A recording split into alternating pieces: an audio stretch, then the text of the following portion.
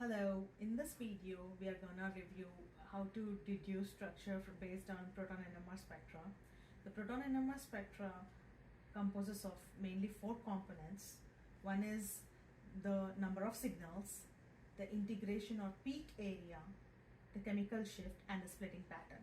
So for the number of signals, depending on different types of hydrogens present, each type of hydrogen gives one signal. So when I say type of the hydrogen, which are chemically equivalent. And how would you know that? By doing a replacement test. Just remove that hydrogen and replace it with deuterium or some other compound, or replace it with A, and try to name the structure.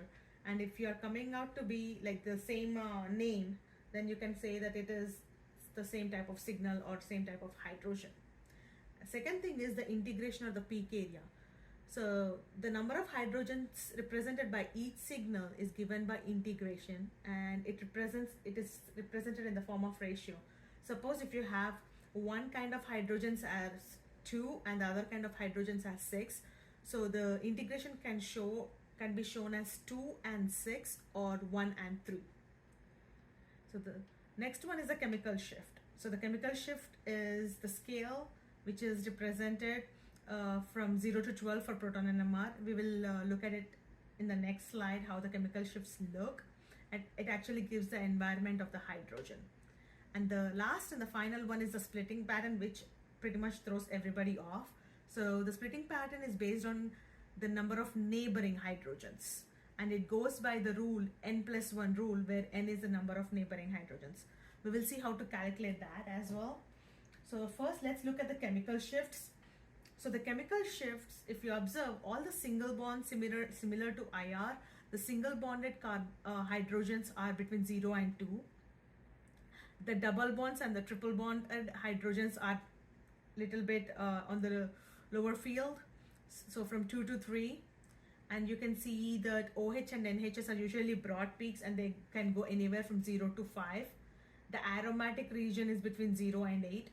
The aldehydes and the carboxylic acids are often between 9 and 12, and the carboxylic acids OH is going to show up between 11 and 12.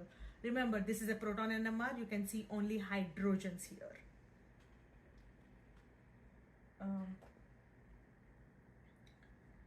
So now coming to the splitting pattern.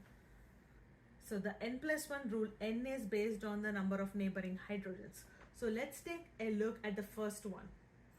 So it's represented, if you have a single peak with 0 neighbors, it's called a singlet.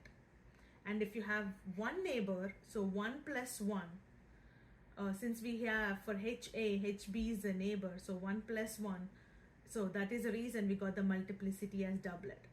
So if you take this next example where you have CH2 as a neighbor for this CH, so the HA, because it has 2 hydrogens as a neighbor, it's going to represent as a triplet, because 2 plus 1, 3. While HB will be represented as a doublet with 1 plus 1 row. So if you take, in this case, so your HA has 2 HBs as a neighbor, and HBs have 2 HAs as a neighbor. So 2 plus 1 and 2 plus 1, so that's how you get a triplet. So in the last example, for HA, you have 3 hydrogens as neighbor. So you go by 3 plus 1, because you know n+1 rule, n is the neighboring hydrogens. So for HA, HB are the neighbors. So 3 plus 1, you get 4 peaks. So that is a quarterlet. And for HB, you still have only HA as a neighbor. So you end up getting a doublet. So this is how the splitting pattern works. So really the splitting pattern and the chemical shift are the most important things. And let's look at the example how to apply this. So here we have a CH2, CH, Br and a Br2.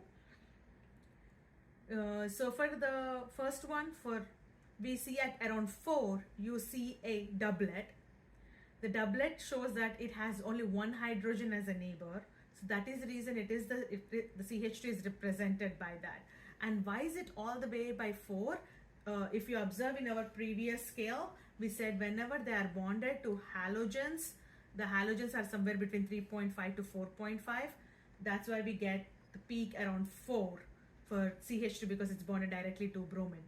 And the other one, the CH, which is bonded to 2 bromines, is going all the way to 5.5, and it's showing up as triplet because this is having the CH2 as a neighbor.